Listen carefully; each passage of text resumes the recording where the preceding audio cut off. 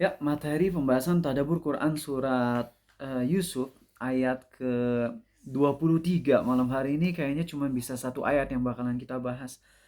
Sebelum buka ini, Apin terima kasih ke kalian. Eh, Bisa jadi ini karena doa kalian ya. Jadi tadi baru dicabut gigi geraham dan ini gigi bukan gigi susu ya. Bukan gigi susu, kalau gigi susu bisa tumbuh lagi ya. Ini gigi tua, gigi apa namanya? Gigi dewasa. Jadi nggak akan tumbuh lagi. Cuman nggak kelihatan ompong kan karena gigi yang paling belakang. Dan itu sakitnya luar biasa kalau nggak pakai bius. Dan tadi minta doa, sebenarnya minta didoain tuh hal yang kurang bagus. Ya cuman ingat, kalau nggak jadi ceramah gara-gara sakit, kan itu mudarat buat kita semua. Maka minta didoain, ternyata dengan bisa jadi sekarang nggak ada sakit sama sekali. Wasilahnya yaitu sebab nggak sakit sama sekali ada beberapa. Bisa jadi karena doa kalian, bisa juga karena obat bius, dan bisa jadi karena gabungan. Maka semua orang yang ngedoain biar nggak sakit pas malam hari ini supaya bisa ceramah, kalau malam hari ini ada ilmu yang bisa manfaat buat kalian dan bisa diamalin, kalian bakalan dapat pahala jariah nggak? Dapat. Makanya kenapa kalau minta didoain tuh niatnya gini, aku pingin minta didoain biar siapapun yang ngedoain mereka nyadar nanti kalau beneran sembuh atau setidaknya nggak sakit sehingga bisa nyampain maksimal, maka kalian akan dapat pahala juga atasnya. Nah teman-teman, kalau kita dimintain doa itu biasanya ya, jujur ya, dimintain doa adalah doa yang paling nggak serius ya nggak sih? Kalau kita mohon doanya itu tuh paling nggak serius, kita kalau udah dimintain didoain tuh ya. Elwin minta ke tolong doain saya ya begini gini gini, bisa jadi nggak ngedoain sama sekali ya nggak sih? Bisa jadi loh. Tapi kalau misalnya kita berbuat baik ke orang lain dan orangnya itu soleh, dia tuh akan mendoakan sungguh-sungguh banget. Ada seseorang yang pernah dibaikin cuman berupa ngarahin jalan aja. Dia lagi lost, kemudian diarahin jalannya sama seseorang, lalu orang yang diarahin itu ngedoain tulus banget, minta Allah memberi hidayah, ampunan. Itu luar biasa banget teman-teman. Bisa seperti itu kalau orang baik tuh, dengan kita baikin dia, dia akan otomatis ngedoain maksimal. Tapi kalau kita minta didoain, ya nggak bakalan, bukan nggak bakalan ya, tapi mungkin sebagian nggak akan terlalu khusyuk dalam serius mendoakan. Nah tapi minta didoain, entah siapa dari kalian yang doanya sungguh-sungguh, mungkin ada yang doanya cuman selewat aja, ya Allah sembuhkan Arizal. Mungkin kayak gitu. Ada yang ya Allah buat Arizal benar-benar bisa maksimal dalam menyampaikan materi malam hari ini supaya kami bisa dapat ilmu dan luruskan kalau Arizal ada yang salah. Dan kalian sungguh-sungguh doa kayak gitu, maka kalau beneran malam hari ini kalian dapat manfaat, maka yang tadi ngedoain dapat pahala besar insya Allah. Baik, itu aja teman-teman ya. Kita masuk materinya. Bismillahirrahmanirrahim. Ala Rasulillah.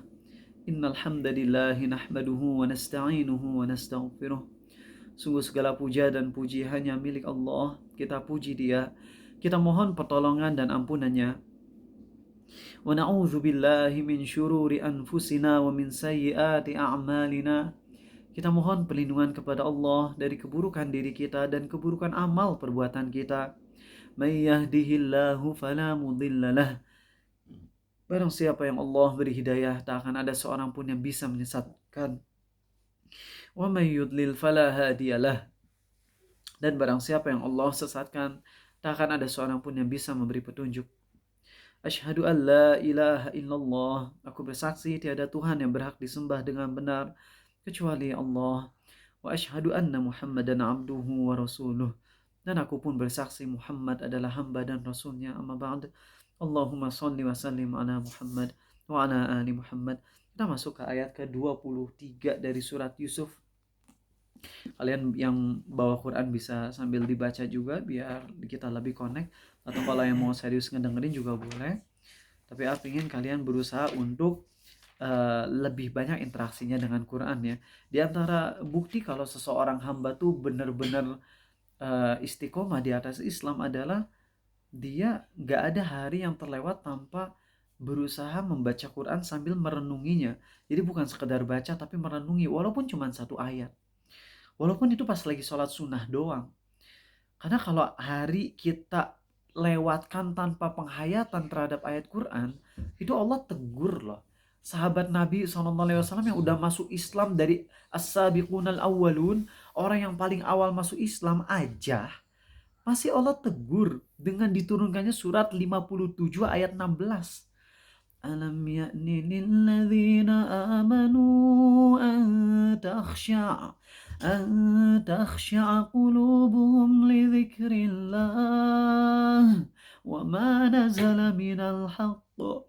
Bukankah sudah tiba saatnya bagi orang-orang yang beriman untuk tunduk khusyunya, tunduk hatinya khusyuk mengingat Allah? Kalau manusia yang paling pertama masuk agama tauhid Rasulullah Muhammad SAW aja disuruh untuk tunduk khusyuk menghayati Quran, lalu gimana dengan kita? Maka cobain ya, please, terutama buat kalian yang Al-Fatihah belum apal sampai sekarang sama terjemahannya. Itu tuh udah keterlaluan banget. Apalagi murid-murid lama AA 8 tahun sampai sekarang ngajarin kalian. Dan syukur kalian istiqomah 8 tahun loh. Masya Allah, bahkan di sini ada yang 10 tahun kayak Novel Atala, bukan novel ini baru ya. Novel Atala 8 tahun, 10 tahun, Masya Allah, seneng aduh. Dan Novel salah satu yang paling awal ngapalin Al-Fatihah dengan terjemahannya. Semoga Allah menjaga hati Novel ya. Dan juga Regan juga, Masya Allah, udah hafal sama terjemahannya, termasuk respon Allahnya juga dihafal. Seneng loh dengan kalian yang udah ngapalin surah Al-Fatihah dengan terjemahannya, lalu pas lagi sholat berusaha dihayati itu. Semoga Allah jadikan sholat kalian sholat terbaik nanti di hari kiamat pahalanya ya. Nah, yang belum apal terjemahannya segera apalin, lalu usahakan kalau lagi sholat bacanya tuh satu ayat, hayati. Satu ayat, berhenti sejenak, dihayati. Berhentinya jangan terlalu lama. Berhentinya sekadar untuk narik napas panjang aja. Bismillahirrahmanirrahim. Alhamdulillahi Rabbil Alamin. Sekedar itu aja. Kalau terlalu lama banget, misalnya 20 detik, 30 detik, menurut sebagian ulama batal sholatnya ya. Jadi Al-Fatihah nggak boleh terlalu lama jedanya, tapi boleh jeda dengan tarik nafas, semisal kayak tadi yang A sampaikan. Oke, baik. Kita masuk ke ayat ke-23 ya. A'udzubillahi minasyaitonirrajim. Mungkin A akan baca ayat 23 sampai 25, tapi sekarang yang dibahas nggak tahu sampai mana yang A bisa bahas, nanti kita coba dulu aja ya.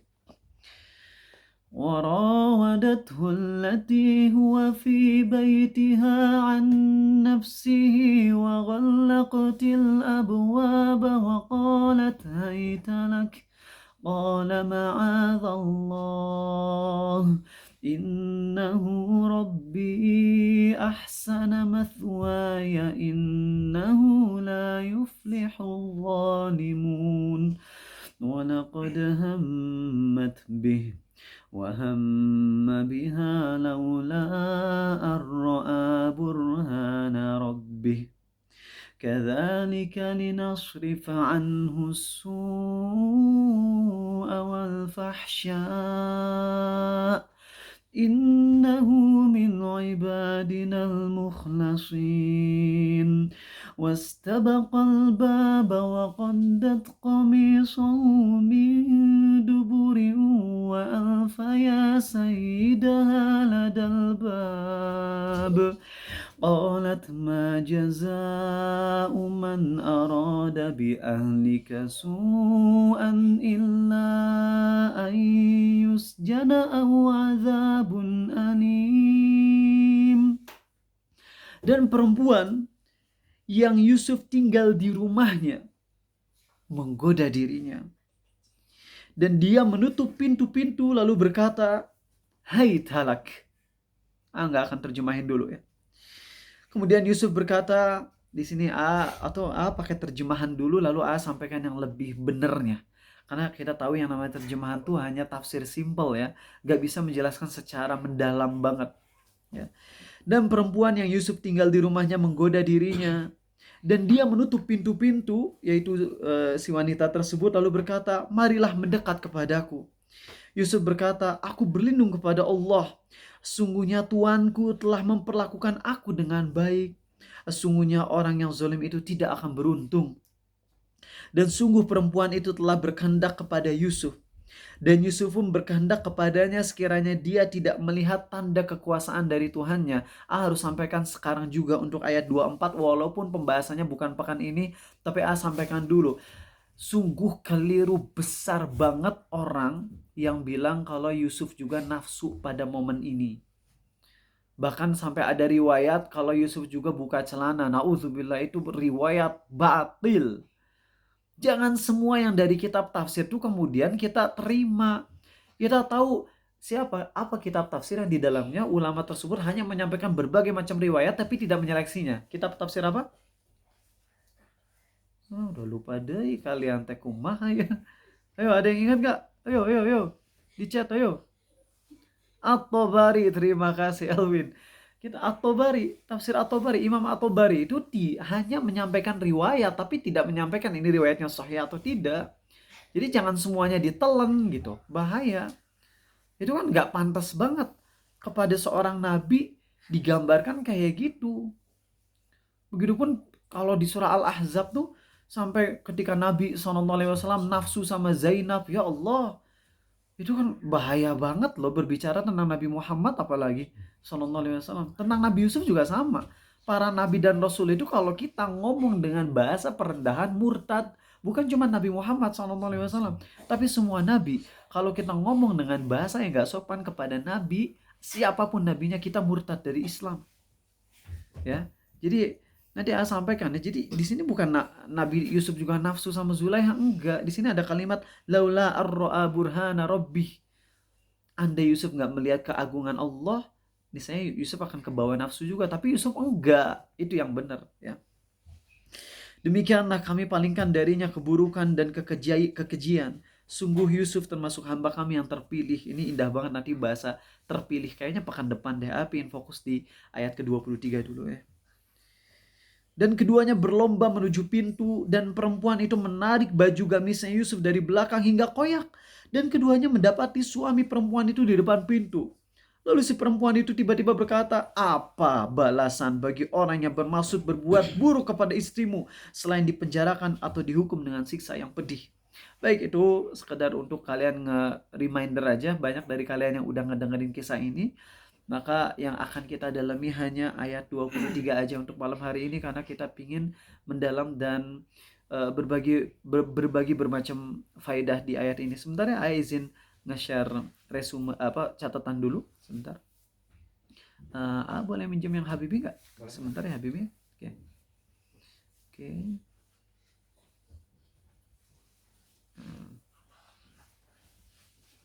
Yang ngantuk-ngantuk cuci muka dulu ya, minum air hangat atau kopi.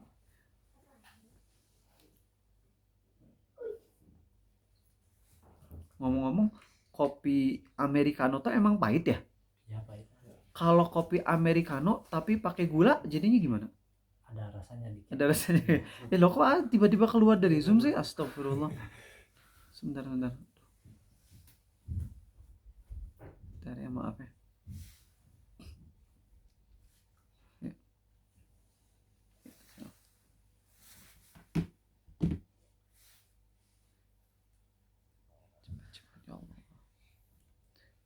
Ya, mohon maaf ya, tadi cuma ngelihat ke WhatsApp tapi kok tiba-tiba keluar dari Zoom.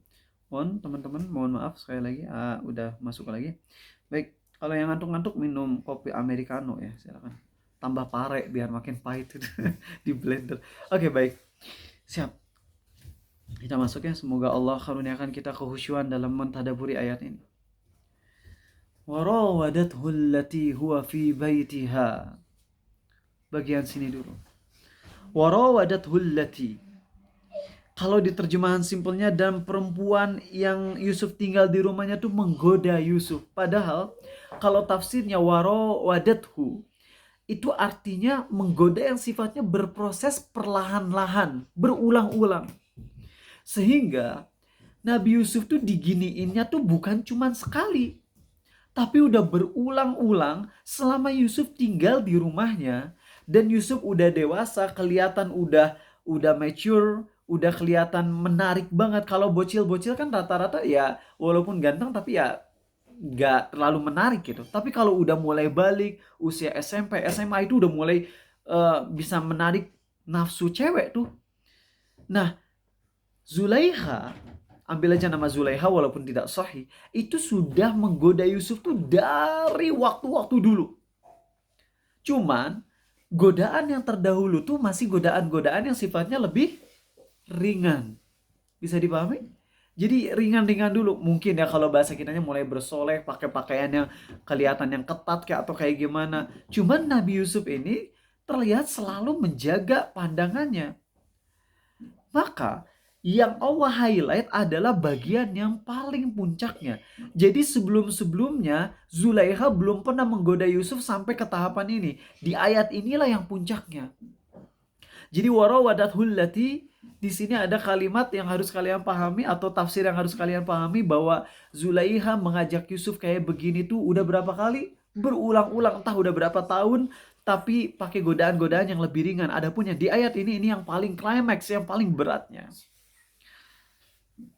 Ya, itu yang pertama. Kemudian ada kalimat selanjutnya, wa ghallaqatil abwab. Dan Zulaiha mengunci pintu-pintu. Abwab itu jamak. Kalau jamak tuh ada berapa minimal? Kalau Indonesia 2. Tapi kalau dalam bahasa Arab 3 minimal. Tapi kalau ulama tafsir menyampaikan, sebagian menyampaikan ini 7 pintu yang dikunci. Kalau 7 pintu dikunci, berarti kejadian ini kejadian spontan atau yang direncanakan? Direncanain. Kalian masih ingat gak? Di surat Yusuf yang merencanain maksiat pertama siapa? Kakak-kakaknya Nabi Yusuf. Lihat bagaimana Nabi Yusuf berulang-ulang menjadi target korban kezoliman yang direncanakan. Yang pertama kakak-kakaknya Nabi Yusuf merencanakan kezoliman. Kemudian Zulaiha merencanakan kezoliman juga. Lihat bagaimana orang-orang zolim ini merencanakan kezoliman, tapi ujung-ujungnya rencana yang malah muncul adalah rencana siapa? Allah. Yang ujung-ujungnya menang Allah. Makanya ini sesuai dengan firman Allah, wa makaru wa makarallah wallahu khairul makirin. Mereka membuat rencana jahat, membuat makar, dan Allah membalas makar mereka. Ini sedikit kita masuk ke konteks tauhid. Kalian gak boleh ngomong Allah membuat makar, oke? Makir, sang pembuat makar, itu gak boleh. Itu ngejek Allah. Ketika Allah berfirman wa makaru wa makarallah, kata makar itu kalau disematkan ke Allah itu hanya boleh dalam rangka counter attack, bukan sebagai pemulai. Nanti di sini ya. Jadi kalau kalian bilang Allah pembuat makar, boleh nggak? Nggak boleh. Dosa itu. Tapi kalau kalimatnya Allah pembalas makar mereka, boleh nggak? Boleh. Jadi kata makar, ya, pelakunya makir, ya, pelaku makar. Kalau Allah tidak boleh kita sebut sebagai pelaku makar. Yang boleh adalah Allah membalas makar dari orang-orang jahat. Seperti itu. Itu dari konteks tauhid yang harus kalian pahami. Ya, gak boleh nyebut Allah asal-asalan. Dan dari sisi ini lihat bagaimana Allah ketika beberapa orang melakukan kezoliman yang terstruktur, yang direncanakan, tapi ujung-ujungnya yang menang adalah rencana Allah juga. Itu yang harus kita berusaha hayati. Dan lihat bagaimana Nabi Yusuf hidupnya lagi-lagi menjadi target korban kezoliman yang direncanakan. Lihat bagaimana sedihnya Yusuf di momen ini aja. Di momen ini aja kita, kalau misalnya kalian punya hidup yang penuh kesedihan ya. Pas kecil kalian sedih dengan orang tua yang sering nyakitin kalian. Lalu kemudian ketika kalian dewasa, kalian mulai sukses. Kalian mulai punya pekerjaan. Dan kalian harapin, wah, hidupku sekarang udah berubah. Ternyata pas kalian bilang hidupku udah berubah, 1 hari 2 hari kemudian di kerjaan kalian ada juga orang yang zolim, bahkan zolimnya lebih parah daripada orang tua kalian. Akhirnya kalian mikir, mending hidup sama orang tua lagi deh. Iya gak sih? Itulah yang terjadi dengan Nabi Yusuf. Tapi Nabi Yusuf tuh gini, dimana orang tuanya baik, kangen, rindu sama Nabi Yakub, dizolimi sama kakaknya, lalu kemudian dapat kehidupan yang terlihat baik secara fisik, tapi ternyata lagi-lagi di dalam kehidupan yang mulai muncul nikmat-nikmat itu, Allah uji dengan makar-makar dari orang-orang yang zolim ini. Lagi-lagi dapat ujian. Itulah hakikat hidup, teman-teman. Kita nggak akan ada di satu posisi. Makanya nggak ada orang yang misalnya bilang, dulu aku sengsara, aku miskin, sekarang aku udah jadi orang sukses. Enggak. Jadi orang sukses kaya juga tetap nanti akan ada ujiannya. Bisa jadi ujiannya adalah karyawan yang zolim. Bisa jadi ujiannya adalah orang-orang yang ngedengki. Punya teman-teman yang dulunya sukses atau kenalan lah, yang dulunya sukses tapi kompetitornya akhirnya ngehancurin dia. Ada yang sampai main sihir juga ada. Jadi korban santet ada. Maka kita nggak boleh lengah. Jangan bilang, dulu aku sengsara, sekarang aku sukses. Bilang, dulu aku diuji oleh Allah dengan kesempitan, sekarang aku diuji dengan kelapangan. Kapan aku sukses? Kalau aku menghadapinya sesuai dengan yang Allah senangi. Kalau waktu dulu aku diuji dengan kesempitan tapi aku sabar, aku sukses. Sekarang aku diuji dengan kelapangan dan aku syukur. Aku nggak menggunakan hartaku untuk maksiat. Maka mudah-mudahan aku sukses juga. Tetaplah kita di momen apapun dalam hidup kita tetap berhati-hati dengan kejahatan-kejahatan yang ada di luar kita. Dan sedikit mau kembali ke surah Al-Falaq dan An-Nas. Kalian nyadar kan ya, udah sering mengulang-ulang. Coba di surat Al-Falaq kita berlindung ke Allahnya berapa kali? Berapa? 1. Qul a'udzu birabbil falaq. Cuma sekali aja, ya Allah aku berlindung kepada Tuhan pemilik waktu subuh. 1 kali ya. Tapi kita berlindung kepada Allahnya dari berapa poin? Min syarri ma khalaq, wa min syarri ghasiqin idza waqab, wa min syarri naffatsati fil uqad, wa min syarri hasidin idza hasad. Dari 4 poinnya. Berlindung ke Allahnya cuma sekali, tapi minta perlindungan ke Allahnya dari 4 kejahatan. Sedangkan di surah An-Nas kita berlindung ke Allahnya berapa kali?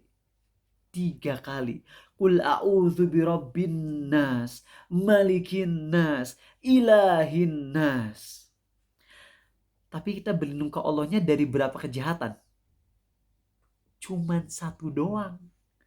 Yaitu min syarril waswasil khannasil ladzi yuwaswisu fi sudurin nasi minal jinnati wan nas. Itu tuh masih nggak gabung 1 kalimat semuanya, ya.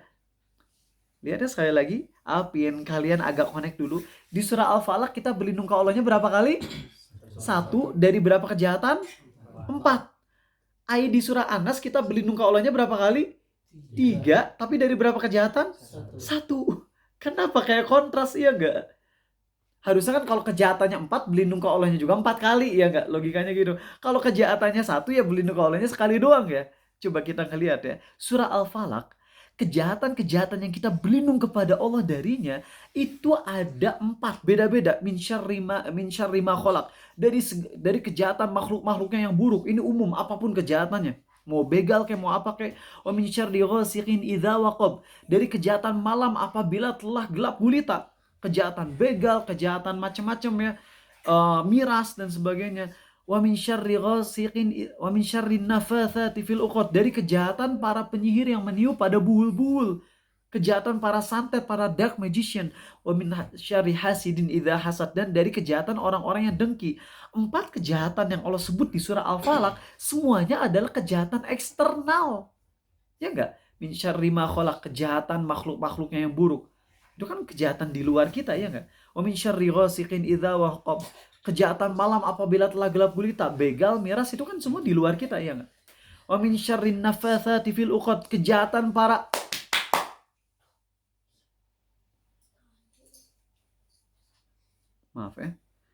dan dari kejahatan para penyihir yang meniup pada buhul-buhul. Itu juga kejahatan eksternal. Wa min syarri hasidin idza hasad, dari kejahatan orang-orang yang dengki, itu eksternal semua.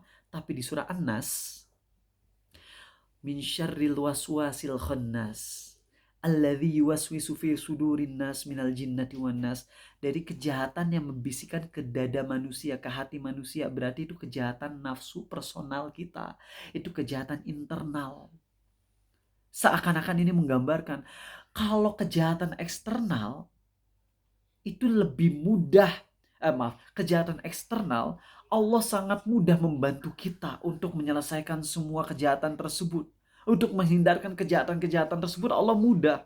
Tapi kalau kejahatan internal, Allah juga bisa menolong kita. Tapi Allah juga ingin kita berjuang lebih maksimal lagi. Seakan-akan kita menyampaikan ke Allah, ya Allah, kalau kejahatan orang-orang di luar sana mah, itu bukan kekuasaanku. Jadi aku serahkan ke Engkau ya Allah. Mudah banget bagi Engkau untuk menghancurkan mereka, untuk menolong aku dari kejahatan mereka. Tapi kalau kejahatan nafsu kita, kejahatan maksiat kita, Allah juga bisa nolong. Tapi kalau udah kejahatan diri sendiri itu, kita harus berjuang untuk jihad juga melawan keburukan tersebut. Maka seakan-akan kita menyatakan, ya Allah, kejahatan di diriku ini cuma satu, yaitu bisikan setan yang mendorong aku untuk maksiat terus.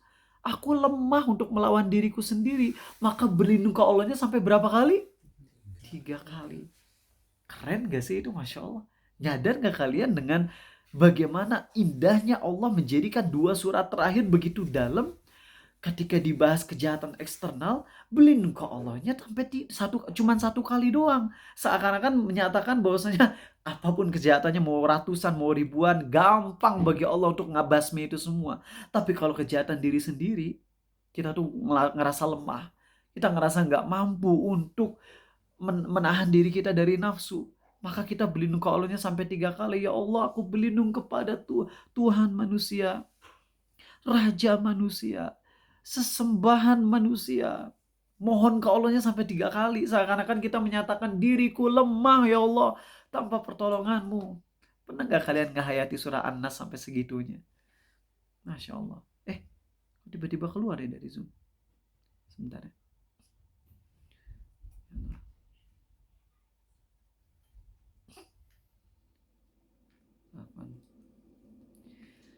Bismillah. Alladzi la yadurru ma'asmihi syai'un fil ard wala fis sama' wa huwas sami'ul alim. Bismillahilladzi.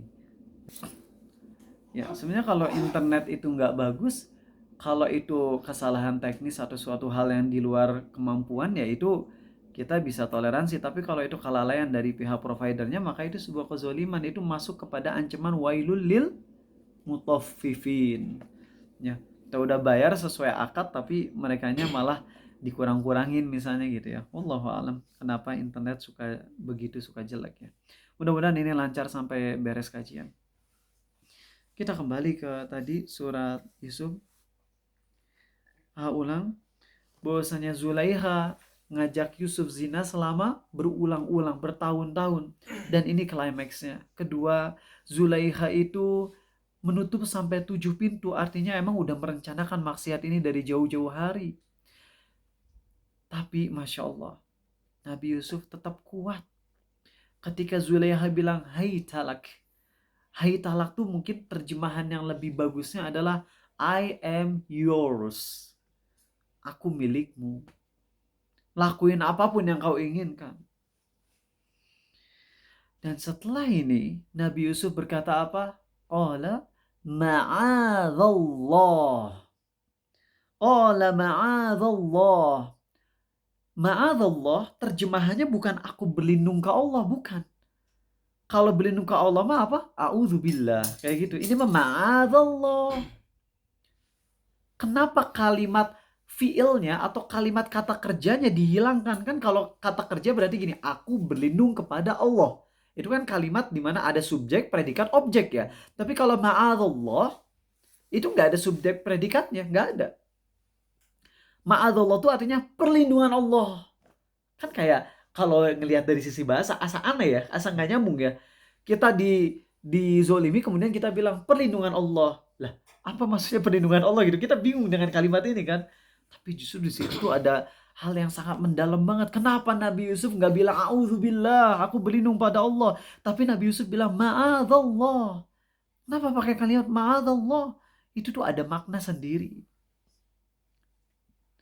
Sebelum bahas tentang arti dari ma'adallah, ingin kalian ingat dengan hadis 7 golongan manusia yang akan dinaungi oleh Allah di hari kiamat, di mana tidak ada naungan kecuali naungan arsy Allah.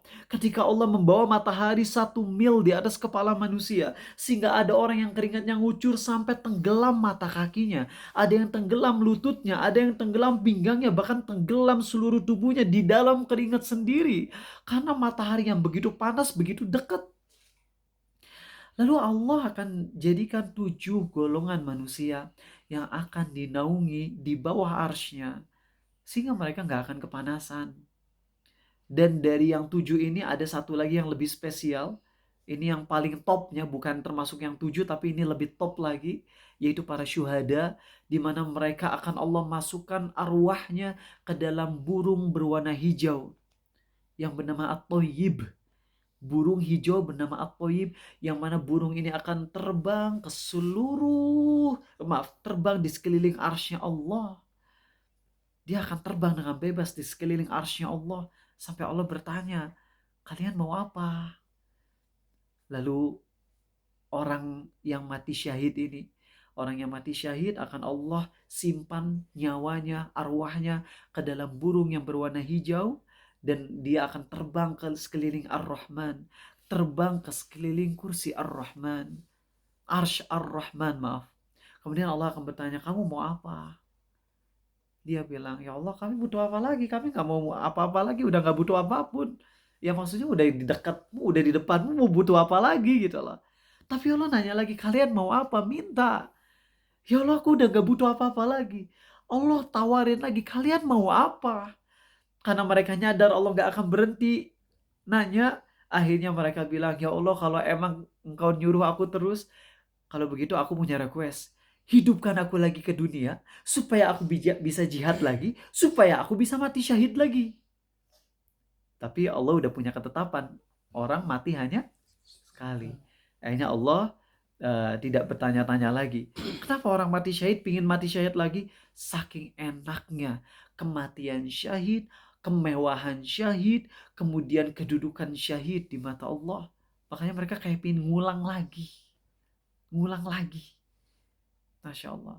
Itu derajat yang paling tinggi lah. Nah, derajat yang di bawahnya adalah 7 golongan manusia yang akan dinaungi Allah di bawah arsy-Nya. Yaitu salah satunya adalah rajulun talabathum, seorang laki-laki yang diajak oleh wanita yang cantik dan berkedudukan, tapi dia takut. Dan dia mengatakan, aku takut kepada Allah. Nabi Yusuf ini udah masuk ke dalam 7 golongan ini ya. Jelas. Diajak zina, nolak. Pemuda yang taat ibadah ke Allah juga masuk tuh Nabi Yusuf. Ya. Kemudian yang air matanya selalu nangis dia kalau lagi seorang diri. Jelas Allah sebutkan di surat Maryam dan di surah Al-Isra ya. Bahwasanya para nabi dan rasul tuh kalau dibacakan ayat-ayat Allah tuh mereka sujud, mereka nangis. Ya. Udah jelas Nabi Yusuf tuh dapat minimal 3 dari 7 itu, 4 malah, pemimpin yang adil juga. Oh, Nabi Yusuf kayak udah full package gitu lah. Udah dapat semua dari 7 poin itu tuh, hampir semuanya didapatkan oleh Nabi Yusuf. Tapi Allah mau nyampaikan satu unpopular opinion. Hadis yang Allah sampaikan tadi, rajulun talabathu, ya, seorang laki-laki yang diajak oleh cewek yang cantik dan berkedudukan, tapi dia mengatakan aku takut pada Allah. Mau nanya ke Naren, diajak apa Naren dalam hadis ini teh? Hubungan ya? Zina gitu ya? Betul, mayoritas ulama menganggap bahwasanya hadis ini tuh seseorang laki-laki yang diajak zina sama perempuan yang cantik dan berkedudukan. Itu hadis ini menurut mayoritas ulama, dan berlaku juga vice versa.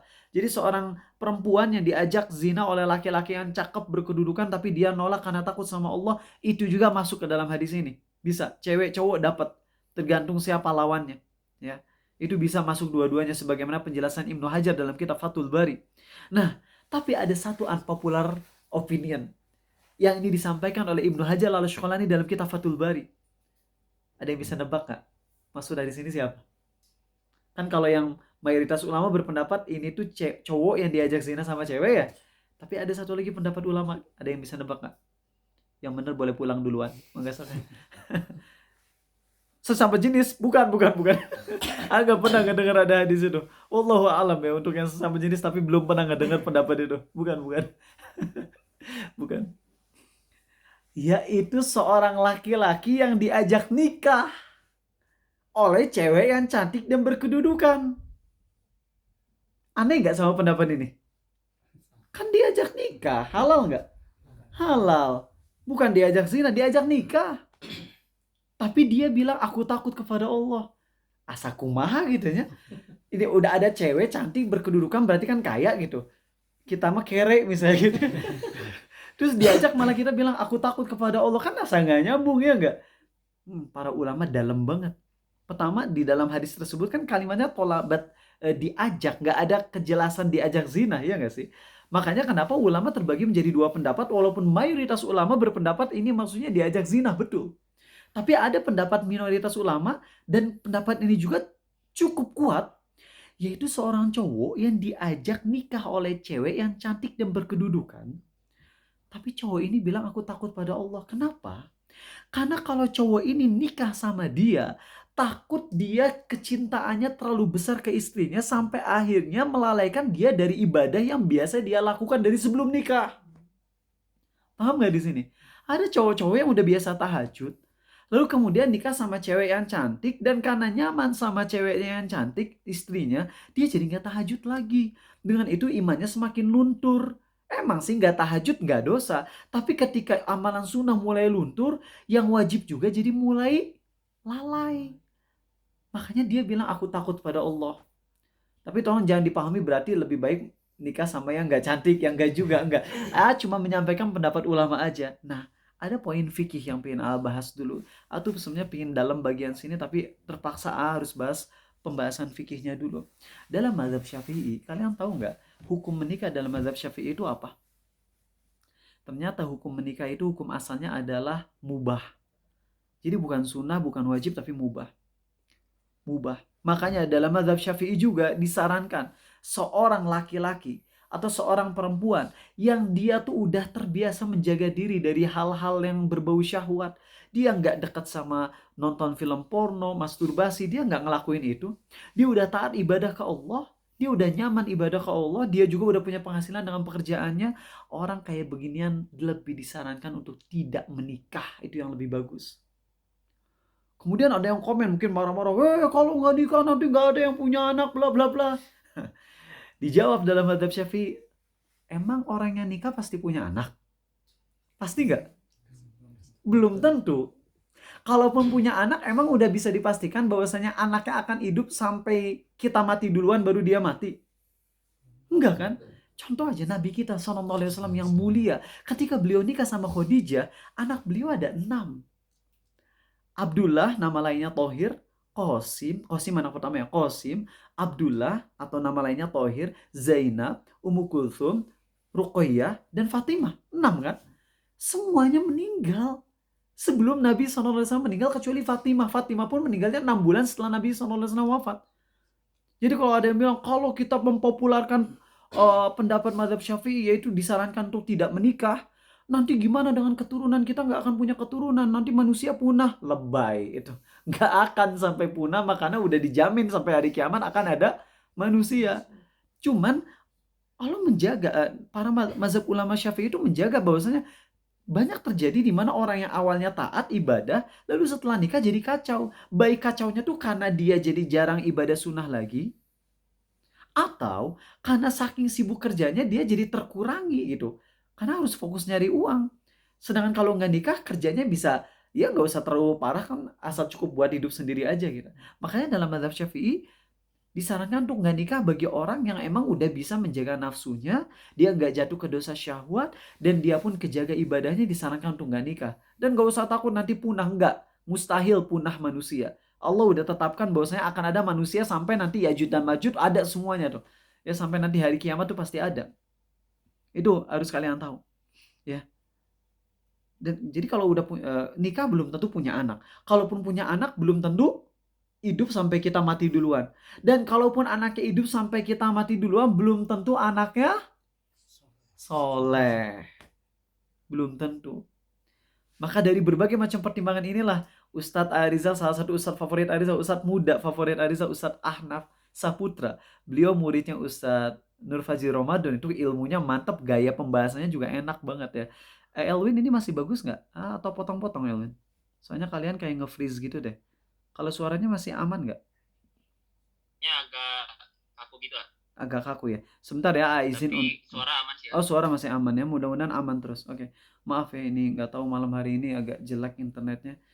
Oke, jadi pakai internet HP. Alhamdulillah kalau masih bisa aman. Oke. Jadi itu yang pengen sampaikan kalian dulu. Ini pembahasan dari sisi fikihnya. Maka ini nasihati buat kalian yang belum nikah sekarang. Kalian jujur, kalau emang kalian udah ibadahnya bagus, dengan kondisi ekonomi sekarang yang lagi kacau-kacau kayak gini, kalian syahwat nggak terjatuh ke porno atau sejenisnya, enggak. Kalian ibadah udah bagus, kalian secara pekerjaan juga masih pas-pasan, maka saranin nggak nikah dulu. Tapi pengen nikah juga, ya boleh, nggak apa-apa. Cuman ini saran pribadi aja. Syukur-syukur kalian ngumpulin uang dulu selama 10 tahun, sehingga ketika nikah kalian udah punya tabungan yang banyak, sehingga bisa nanti pas sudah nikah nggak harus terlalu keras kerjanya, sehingga ibadah bisa terjaga. Ya apapun deh. Ya kembali ke tadi yang sampaikan, bahwasanya seorang laki-laki yang diajak nikah oleh wanita yang cantik dan berkedudukan, tapi dia nolak karena takut ibadahnya jadi berkurang. Gimana kalau saya ibadah bagus tapi jatuh ke syahwat? Nikah ya tamat tuh. Nikah, karena kalau jatuh ke syahwat nantinya malah dosa zina itu ya. Atau kalaupun gak zina yang menuju ke zina, ya nikah aja. Ekonomi pas-pasan, atur, insya Allah Allah mudahkan ya. Allah mudahkan, nikah aja kalau kayak gitu, nggak apa-apa. Allah mudahkan walaupun dengan cara berhemat atau kitanya kerja lebih maksimal lagi. Baik, itu pembahasan dari sisi fikihnya. Mohon maaf kalau ini nggak masuk tadabur. Sekarang masuk ke tadabur bagian sini. Qala ma'adzallah. Ma'adzallah itu artinya perlindungan Allah. Kenapa di sini Nabi Yusuf bilang perlindungan Allah? Kalau mengucapkan aku berlindung kepada Allah, itu seakan-akan masih berproses. Aku memohon perlindungan kepada Allah. Tapi kalau ngomongnya perlindungan Allah, itu seakan-akan kita ngucapin dengan begitu kokohnya, kita bilang perlindungan Allah yang terbaik. Allah pelindungku. Kan itu lebih keren ya gak sih? Kalau ada orang yang mau nyakitin kita, kemudian kita bilang gini, aku berlindung kepada Allah. Dengan kalau kita bilang, Allah lah pelindungku. Mana yang kelihatan lebih wah? Yang pertama atau kedua? Yang kedua kan? Ya inilah analoginya, paham di sini. Nabi Yusuf nggak menggunakan kalimat a'udzubillah, tapi Nabi Yusuf bilang ma'adzallah, seakan-akan Nabi Yusuf bilang perlindungan Allah. Itulah yang terbaik. Jadi kayak Nabi Yusuf tuh udah nggak ngomong tentang dirinya lagi berlindung. Karena dirinya mau udah lemah, ngerasa dirinya lemah, nggak ada apa-apanya, maka udah serahin ke Allah semuanya. Pelindungan Allah yang terbaik. Aku nggak bisa apa-apa. Dan dari kata ma'adzallah juga secara bahasa, itu tuh gambarannya adalah orang yang lagi berpegang teguh kepada sesuatu dengan sangat erat. Saat dia lagi ditarik. Maka ini analoginya adalah seakan-akan Nabi Yusuf atau kita ya pada umumnya, ketika kita bilang ma'adzallah, seakan-akan kita tuh lagi diajak oleh setan, oleh orang-orang untuk masuk ke neraka, lalu kita berpegang kepada Allah dengan erat. Perlindungan Allah yang terbaik. Aku lemah tapi perlindungan Allah lah yang akan membuat aku selamat. Itulah kalimatnya, dalam banget tuh. Pernah gak kalian saat lagi mau maksiat ngomong kayak gini? Ma'adzallah, perlindungan Allah yang terbaik. Aku mah lemah. Kalau aku mohon perlindungan ke Allah pun bisa jadi permohonanku cuman basa-basi. Tapi kalau Allah yang ngelindungi aku langsung, beres semuanya. Maka coba kalau kita lagi ingin maksiat, ucapkan kalimat dengan dalam, ma'adzallah. Aku perlindungan Allah. Perlindungan Allah. Itu enak banget nih teman-teman. Cobain. Itu yang pertama. Poin tadabur kedua dari kata ini adalah Nabi Yusuf saat diajak maksiat, yang diingat pertama kali adalah Allah. Dan ini hal yang harus ada dalam prinsip kita. Banyak orang yang gak suka sama suatu dosa bukan karena takut sama Allah, tapi karena emang gak suka sama hal tersebut aja. Kasih contoh. Apa pendapat kalian kalau kalian punya temen yang doyan banget, nafsu banget sama binatang? Kalian responnya gimana? Ih, gila, jijik. Iya gak sih? Maka ketika kita bilang ih, jijik, kita nggak akan dapat pahala. Karena kita mah nggak nafsu, nggak berbuat zina sama hewannya karena emang nggak ada nafsu. Kenapa cuma nafsunya sama ayam goreng di siang hari Ramadan itu paling ya. Itu kalau itu dapat pahala, menahan nafsu dari ayam goreng di siang hari Ramadan itu dapat pahala. Tapi kalau nahan nafsu dari berhubungan seks dengan ayam, ya nggak ada. Nggak usah nahan apa-apa dan nggak ada nafsu, ya nggak sih? Kita tuh sering ketika ngelihat orang lain berbuat dosa terus kita bilang, ih jijik banget. Kalau kita sekedar ngomong ih jijik banget, itu nggak dapat pahala. Karena kita baru dapat pahala itu ketika menjauhi dosa, menahan diri dari dosa karena apa? Takut sama Allah. Di sini Nabi Yusuf berhenti dari dosanya karena apa? Takut sama Allah. Maka kita pun harus berjuang kalau kita diuji dengan suatu dosa, jauhi dosa tersebut karena takut sama Allah. Bukan karena alasan lain. Dan sama ketika kita nasihatin orang lain, walaupun secara lisan kita nasihatin dia, kita benci dengan kemaksiatan yang dia lakukan, tapi coba empati dari sudut pandang dia.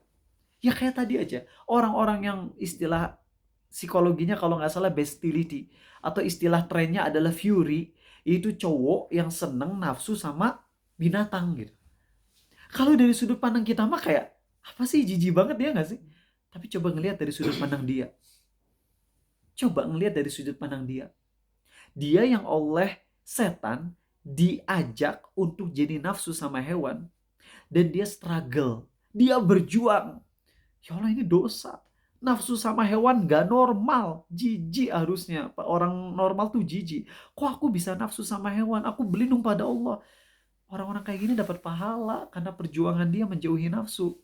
Makanya ketika kita nasihatin orang lain, itu ulama tuh zaman dulu kalau nasihatin orang lain bilang gini, aku nasihatin dia, aku jijik dengan maksiat dia, tapi kalau aku diuji dengan dosa yang dia diuji oleh Allah dengannya, bisa jadi aku gagal. Sehingga saat nasihatin orang lain tuh dirinya akan lebih tawadu. Ngerti nggak? Oke lah teman kita ngelakuin dosa yang menurut kita menjijikan banget. Ih, suka sama hewan, bla bla bla bla bla bla. Tapi dari sudut pandang dia, sekali lagi kita coba empati, dia diuji oleh Allah dengan ujian itu. Setan ngebuat dia jadi suka ngelakuin dosa yang kita aja nggak pernah kepikiran. Nafsu sama hewan gimana gitu loh, nggak kepikiran. Tapi dari sudut pandang dia beda. Dia bersusah payah, dia mungkin nangis. Karena bingung kenapa aku bisa punya penyakit ini, suka sama hewan, gak normal. Dia doa ke Allah, minta tolong ke Allah agar sembuh. Dia dapat pahala. Maka dari sini pula ada poin penting bahwa pahala itu didapatkan ketika kita diuji dengan kemaksiatan. Makanya kalau kita suatu saat diuji dengan kemaksiatan, dari satu sisi kita harus berjuang menjauhi dosa. Tapi dari sisi lain kita bilang, ya Allah, segala puji bagimu yang menguji aku dengan dosa ini. Kalian ngebahas surat Yusuf ini, kita yang normal, ketika ngebahas surat Yusuf, kita bisa paham gak sih bagaimana perjuangan Nabi Yusuf menjauhi Zulaiha, ya gak? Kebayang kan? Tapi buat orang yang aseksual, ngebaca surat Yusuf bingung. Ngerti gak aseksual? Bukan LGBT, bukan. Tapi aseksual. Ngerti aseksual? Itu orang yang gak suka sama apa-apa. Gak ada nafsu sama cewek, gak ada nafsu sama cowok, gak ada nafsu sama apapun. Kalau gak ada nafsu itu artinya jijik. Ya. Orang yang aseksual tuh berarti kalau ngelihat lawan jenis dalam kondisi terbuka bajunya ya jijik. So, orang yang aseksual ngebaca surat Yusuf ini, dia akan bingung, ya gak sih? Nabi Yusuf tuh mau jauhin apa ya? Perasaan biasa aja. Ya gak paham gak? Maka dari situ kita harus empati gitu. Kita harus empati kepada orang-orang yang terjatuh kepada dosa-dosa. Dan saat kita tahu sesuatu itu dosa, pastikan kebencian kita terhadap dosa tersebut bukan karena alasan manusiawi, tapi pastikan jadikan itu alasan karena Allah. Pastikan kita membenci dosa karena Allah. Dengan itu kita baru dapat pahala. Kalau benci dosa karena masalah duniawi doang, itu nggak jadi, ya kayak misalnya ngebahas LGBT aja. Ada nggak orang kafir yang benci sama LGBT? Banyak. Dapat pahala nggak mereka? Ya enggak. Karena mereka bukan mendasarinya karena Allah. Maka di sini kita diajarkan oleh Allah nih di kalimat ma'adzallah. Allah mengajarkan kita seakan-akan Allah bilang, ingat ini bukan hadis qudsi ya. Ini hanya bahasa seakan-akan aja. Allah mengajarkan kita, wahai hamba-hambaku, kalau kamu dihadapkan dengan suatu dosa, pastikanlah engkau membencinya karena takut kepada siksaku. Bukan karena yang lain. Allah ngajarin kita kalau kita ngelihat dosa tuh pastikan bencinya karena Allah. Bukan karena masalah kita, jijik. Bukan itu. Bukan. Karena kalau cuma karena jijik gak dapat pahala. Tapi kalau kita ngelakuin itu karena takut sama Allah itu dapat pahala. Dan semakin besar kita nafsu dengan suatu dosa, lalu kita menjauhinya karena Allah, semakin besar pula pahalanya. Allahu Akbar. Ma'adallah.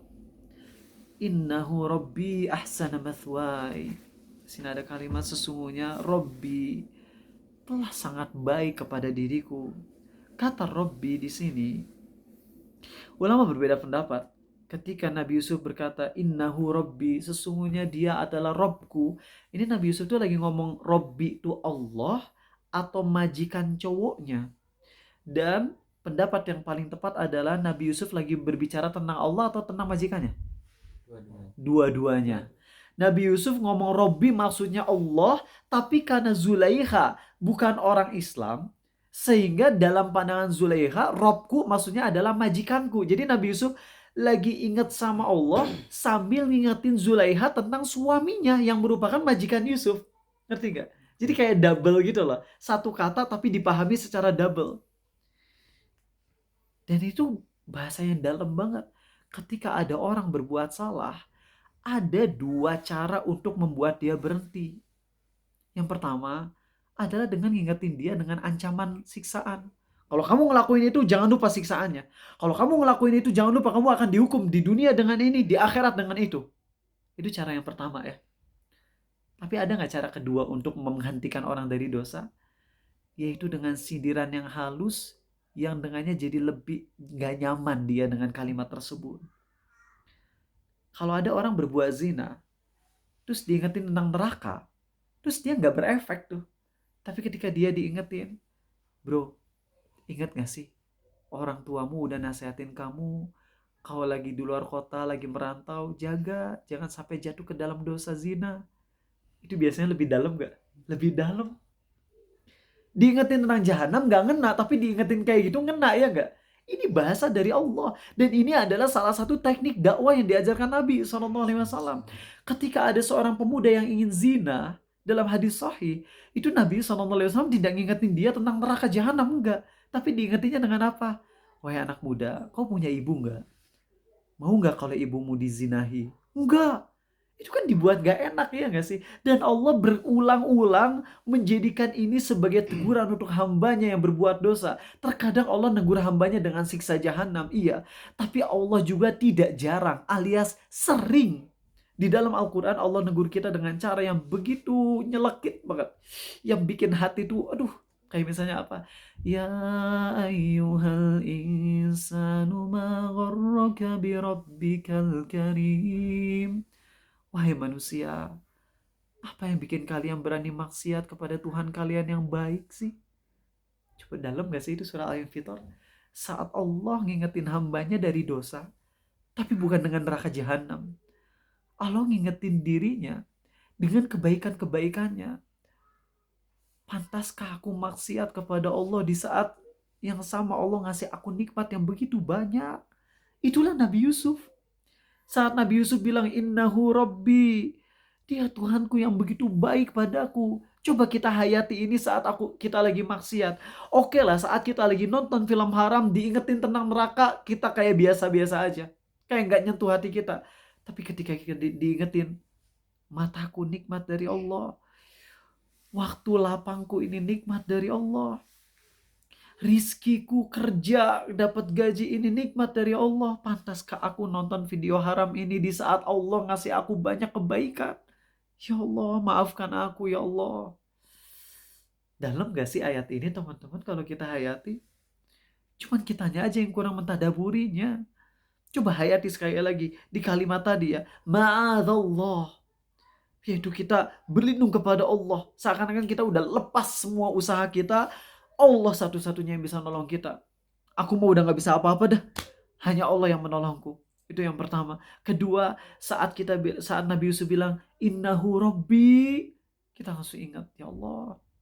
Jadi pas lagi maksiat tuh kita langsung bilang innahu rabbi ahsana mathwaya. Dia yaitu Allah udah baik banget sama aku. Pantaskah aku untuk maksiat kepadanya? Bisa jadi kita berhenti tuh dari dosa gara-gara itu. Semoga Allah mudahkan ya. Semoga Allah mudahkan kita bisa mentadaburi ayat-ayat ini. Dan di ayat yang selanjutnya innahu la yuflihul zalimun, itu akan kita bahas di pekan depan insyaallah, digabung dengan ayat yang berikutnya. Barakallahu fikum. Terima kasih teman-teman yang udah sabar sama Rizal sampai malam hari ini.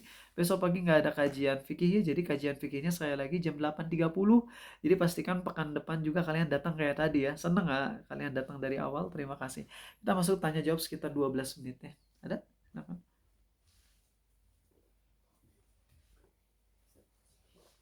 Yang mau nanya tentang materi atau di luar materi boleh. Oke, baik.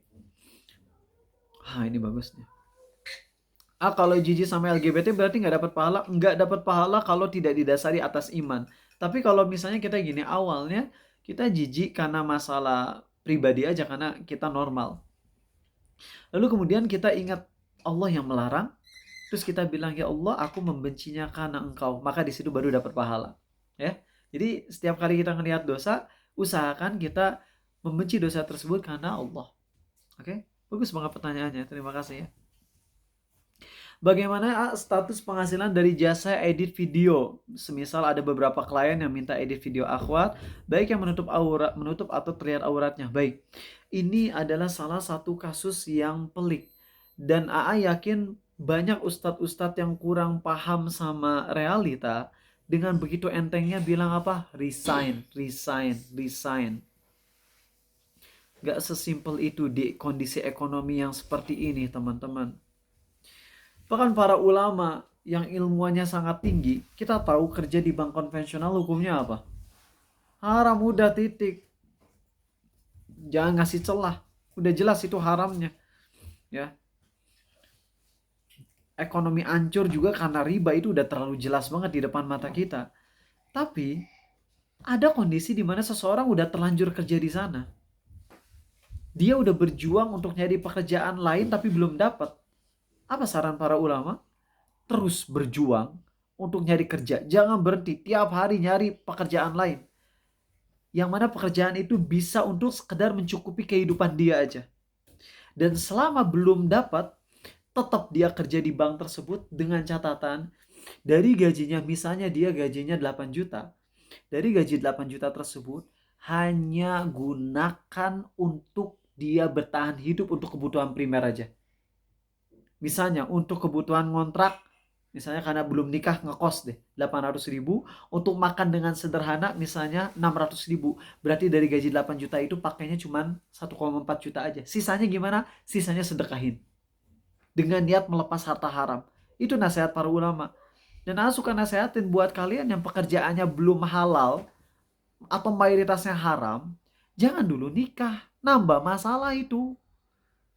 Tapi kalau pekerjaannya halal tapi kecampur sama keharaman, cuman kecampurnya nggak banyak, nggak nyampe 50%. Apakah wajib keluar? Enggak. Kata Ustadz Devin, enggak wajib keluar. Nah, ketika kita lagi ngedit jasa-jasa kayak gini, nah kalau ini kan kita bisa ada SOP-nya. Kami nggak menerima untuk ini, dan ini. Berarti kita bisa pilih-pilih klien. Ya, itu yang harusnya kita lakukan, pilih-pilih klien. Ya, jadi dari awal dijelasin dulu kalau kami nggak menerima kalau foto ngebuka aurat dan sebagainya. Tapi kalau kita sebagai karyawan, bisa milih-milih nggak? Nggak. Kalau sebagai bos bisa, kalau sebagai karyawan nggak bisa milih-milih. Nah, kalau sebagai bos, sekali lagi yang harus kita lakukan adalah seleksi. Siapa yang jadi klien kita? Dan komitmen. Kita kan punya power di situ. Kita bisa milih. Kita pembuat kue, ada yang mau bilang ulang tahun, kita harusnya dari awal bilang itu pakai poster gede, tidak menerima untuk pembuatan kue ulang tahun. Ya. Tapi kalau ada yang mesen kue banyak, ternyata itu buat ulang tahun, ya nggak ada masalah. Itu urusan dia. Yang penting jangan nyuruh buatin kue ulang tahun, itu aja. Karena perayaan ulang tahun itu perayaan mengikuti agama lain. Jadi kita nggak mau ikut campur. Jadi kita mah urusannya bikin kue aja, titik. Nggak ada ucapan happy birthday, happy birthday. Setelah dikasihin, ternyata mereka pakai buat party. Ya terserah mereka, itu mah dosa customer. Nah, jadi gitu, kalau kita sebagai bos seleksi, tapi kalau kita sebagai karyawan, maka usahakan untuk menolak dulu, tapi kalau nggak bisa, bos tidak ngasih excuse, kerjain dengan rasa penuh dosa, lalu nanti dari sekian persen gajinya disucikan. Ya, kita ambil misalnya dari semua job saya selama 24 hari kerja misalnya, dapat job ini tuh 2 hari beresnya, berarti 2/24 ya. Itu tuh berapa persen dari gaji saya? Nah, itu sedekahin sebagai pensuci harta haram gitu. Oke, Rois kejawab ya. Baik, 7 menit lagi. Ada yang mau nanya dari kalian langsung? Belum? Belum? Belum. Oke. Jeda dalam membaca Al-Fatihah batasnya nggak boleh terlalu lama per ayat. Apakah masih boleh jika membaca Al-Fatihah sebagai makmum? Misal, saat imam membaca ayat kedua, makmum baru mulai membaca ayat pertama. Saya biasanya dijeda 1 ayat karena takut menyusul imam jika dijeda terlalu singkat. Masih pendek sih itu. Rasa masih pendek ini. Coba, kalian coba. Alhamdulillahirabbil alamin ya. 1, 2, 3. Alhamdulillahirobbilalamin. Itu masih 1 napas Arizal sih. Jadi masih aman lah untuk 1 ayat, asal jangan ayat ke-7. Kalau ayat ke-7 kan panjang gitu ya. Kalau jedanya sepanjang ayat ke-7 jangan, tapi kalau jedanya sepanjang ayat ke-1, 2, 3, 4, 5 itu masih wajar, masih aman insyaallah. Bacaan sujud kan sunnah, dan ada hadis doa di setiap sujud itu mustajab ya, artinya gampang dikabulkan, lebih berpotensi dikabulkan. Apakah boleh saya ganti semua bacaan saat sujud saya dengan zikir lain seperti istighfar, sholawat, dan zikir lain dengan harapan mustajab itu boleh atau enggak? Nah, jangan teman-teman. Walaupun saat sujud itu yang paling mustajab dalam berdoa, tapi doa utamanya jangan ditinggalin. Karena ulama sepakat, doa yang isinya memuji Allah itu lebih tinggi derajatnya daripada doa yang sifatnya minta. Emang ini agak lucu ya, bukan agak lucu, agak aneh. Dalam bahasa Indonesia, doa tuh artinya apa? Minta kan ya, minta ke Allah ya. Dalam bahasa Arab, doa tuh bukan minta ke Allah aja. Doa itu bisa memuji Allah, ngucapin subhanallah, alhamdulillah, wala ilaha illallah, wallahu akbar. Etate doa. Itu namanya doa memuji. Ada juga doa meminta. Nah, urutannya zikir yang terbaik itu adalah 1, baca Quran. Itu zikir terbaik. Ya. Jadi setelah sholat tuh yang terbaik tentunya, tapi kan kalau di dalam sholat ada campur ya. Maka zikir di luar sholat yang nomor 1 tuh baca Quran. Itu zikir terbaik. Yang kedua adalah doa yang sifatnya memuji Allah. Ucapin subhanallah, itu yang terbaik. Yang ketiga adalah doa yang meminta. Nah, kalau kita sujudnya ngeskip doa memuji, malah langsung meminta, berarti kita malah downgrade. Dan kalian tahu nggak, buat yang hafalan Qurannya udah banyak, mending kalian lebih banyak murojaah daripada doa. Kenapa coba? Kata Aldi Tahir nih. Aldi Tahir ini ngomong sesuai hadis sahih loh. Allah berfirman dalam hadis qudsi riwayat Hasan derajatnya, bahwasanya aku akan memberikan kepada orang yang sibuk dengan firmanku. Dengan apa? Al-Quran. Lebih baik daripada orang yang meminta kepadaku. Wow. Jadi kalau kita ibadah, lebih banyak baca Quran deh. Daripada doa minta ke Allah, itu mantap. Allah akan ngasih lebih bagus daripada orang yang banyak doa minta. Tapi berhubung saat sujud dan ruku kita dilarang baca Quran, nggak boleh. Lagi ruku, lagi sujud tuh haram baca Quran. Ya, maka berarti yang levelnya masih lebih tinggi apa? Doa memuji. Jadi jangan di skip tuh yang subhana rabbiyal a'la, subhana rabbiyal azim, itu jangan di skip. Ya. Dan saya lebih milih minta doa ampunan. Ya kan di dalam doa sujud juga ada doa minta ampunan. Pakai doa sujud versi kedua aja. Subhanakallahumma rabbana wa bihamdik Allahumma gfirli. Kan ada itu doanya ya. Baik, bagus pertanyaan. Senang pertanyaan-pertanyaan kayak gini. Mau tanya, untuk tadabbur Quran sehari-hari apakah ada rekomendasi kitab atau aplikasi buat pemula? eh belum bisa ngasih rekomendasi karena rekomendasinya kitabnya masih bermasalah secara akidah. Jadi kalian kalau mau belajar udah untuk sekarang sabar dulu aja sama AA. Walaupun mungkin kadang kalian bisa menghayati, kadang kayak datar-datar aja nggak apa-apa, sabar dulu. Siapa tahu dengan keistiqomahan kalian ikut kajian tadabbur Quran selama 2 tahun ini, Allah kasih kalian hadiah berupa bisa khusyuk baca Quran 20 tahun lagi. Atau 5 tahun sebelum kalian mati. Bisa jadi gitu. Yang penting istiqomah dulu. Gak langsung emang. Ya, 2 menit lagi ya. Apakah benar kalau majelis doa hanya diisi sholawat Nabi? Apakah semua yang kita inginkan otomatis diijabah tanpa disebut permintaannya? Sebenarnya ada hadis yang mengarah ke sana, tapi pemahamannya nggak gitu-gitu amat. Ya jadi kita sholawat ke Nabi SAW, tapi doa juga iya. Mana yang lebih afdal antara doa setelah sholat atau doa saat sujud? Karena doa saat sujud mustajab.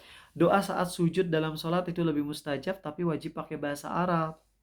Kalau nggak bisa pakai bahasa Arab, maka mending setelah sholat aja. Karena kalau doa pakai bahasa Indonesia di dalam sholat, pendapat yang AA pegang adalah pendapat batal sholatnya. Ya, ini AA agak lucu aja ya. AA kan lebih condong ngikutin ustadz-ustadz yang bermanhaj salaf atau salafi ya, ketimbang ustadz-ustadz dari NU. Tapi dalam perkara fikih, AA lebih banyak setuju sama ustadz-ustadz NU. Ya, kayak misalnya Ustaz Abdul Somad bilang kalau doa di dalam sholat pakai bahasa Indonesia batal sholatnya. Setuju banget. Sedangkan banyak Ustaz-Ustaz Salafi, termasuk Ustaz Abu Haidar, yang berpendapat doa di dalam sholat boleh pakai bahasa Indonesia. Sangat gak tentram dengan itu. Soalnya sholat gitu loh. Takutnya nanti malah mengarah ke ujung-ujungnya pas lagi sholat, Allah Maha Besar. Takutnya gitu. Ya enggak? Mending kalau pakai bahasa Indonesia nanti beres sholat aja. Ya, gitu. Baik, 1 menit terakhir. Terima kasih yang belum sempat nanya bisa ke WhatsApp. Masih gratis asal ada catatan kajiannya. Oke?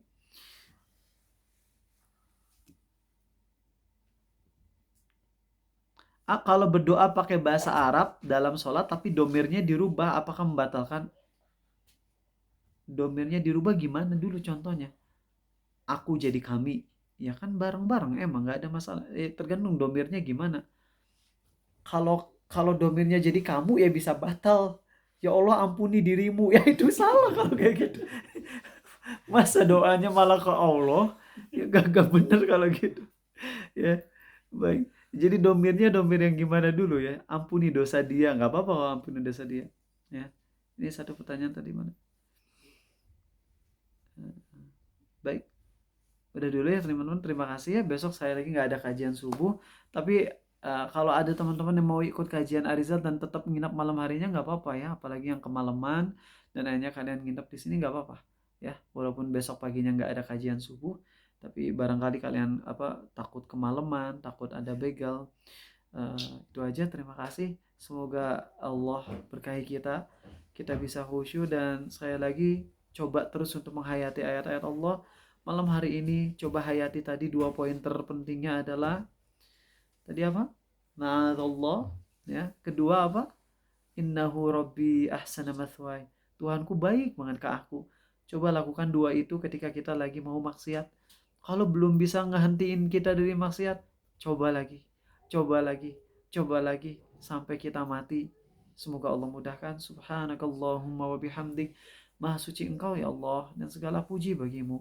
Asyhadu an la ilaha illa anta. Aku bersaksi tiada Tuhan selain Engkau yang berhak disembah. Astaghfiruka wa atubu ilaik. Aku mohon ampunan padamu dan aku taubat padamu. Assalamualaikum warahmatullahi wabarakatuh.